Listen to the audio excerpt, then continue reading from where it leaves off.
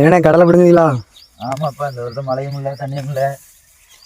கடலை போட்டுலாம் பேரு ஒரு செடியில இந்த பேரு மழை தண்ணி இல்லாம வாடி போச்சு. ஏன்னா நம்ம கிணத்து தண்ணியை கிணத்து தண்ணி நம்பி தான் விவசாயம் பண்றோம். இருந்தாலும் இந்த வருஷம் கோடை மழையும் இல்லை கால மழையும் இல்லை, நிலத்தடி நீர் ரொம்ப கம்மியாயிட்டு இந்த பேரு தண்ணி சரியா பாய்க்க முடியாம ஒவ்வொரு செடியிலையும் 4 கடலை 5 கடலை 2 கடலை இப்படிதான் இருக்கு. கிட்டத்தட்ட நான் வந்து ஒரு 2 ஏக்கர் கடலை போட்டிருக்கேன். 2 ஏக்கர் கடலை போட்டு இது வரைக்கும் ஒரு 80,000 ரூபா செலவு பண்ணியிருக்கேன். இதுல வந்து இப்போ பிடிங்கிருக்கிறது வந்து ஒரு கொஞ்சம் ஒரு கால்வாசி இடத்த பிடிங்கிருக்கேன். இதுல பார்த்தோன்னா ஒரு ரிசல்ட்டே இல்லை, நம்மளுக்கு போதுமான வருமானம் இதுல இல்லை. இப்போ இந்த கடலை செடி ஃபுல்லா பிடிங்கி முடிக்கணும்னா கிட்டத்தட்ட 1 லட்ச ரூபா கணக்காயிரும். ஆனா இந்த 2 ஏக்கர் நான் 3 மாசமா படாத பாடுபட்டு ராத்திரி பகல இதுக்கு தண்ணி இறைச்சி பாய்ச்சி அதுக்கு கால் பாத்தி போட்டு வாய்க்கால் எடுத்து எல்லா செலவும் பண்ணி கடைசியில் இப்போ என்னால் அந்த 1 லட்ச ரூபா போட்ட செலவை எடுக்க முடியாதுங்கிற பட்சத்தில் ரொம்ப மன வேதனையாக இருக்கு.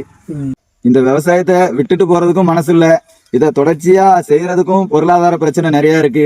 இப்போ என்ன முடிவு எடுக்கிறதுனே தெரியல. நான் மட்டும் கிடையாது, இங்க இருக்கிற விவசாயிகள் அத்தனை பேர் நிலைமை இப்படிதான் இருக்கு. எனக்கு மட்டும்தான் இப்படி பட்டு கிடக்குதுன்னு பார்த்தா பக்கத்தூர்லாம் போய் பார்த்தா அவங்களுக்கு இதை விட நஷ்டப்பட்டு இருக்காங்க. அதனால விவசாயிகளுக்கு எந்த ஒரு நிம்மதியான வாழ்க்கைங்கிறது தொடர்கதையா தான் இருக்கு எங்களோட வாழ்க்கை.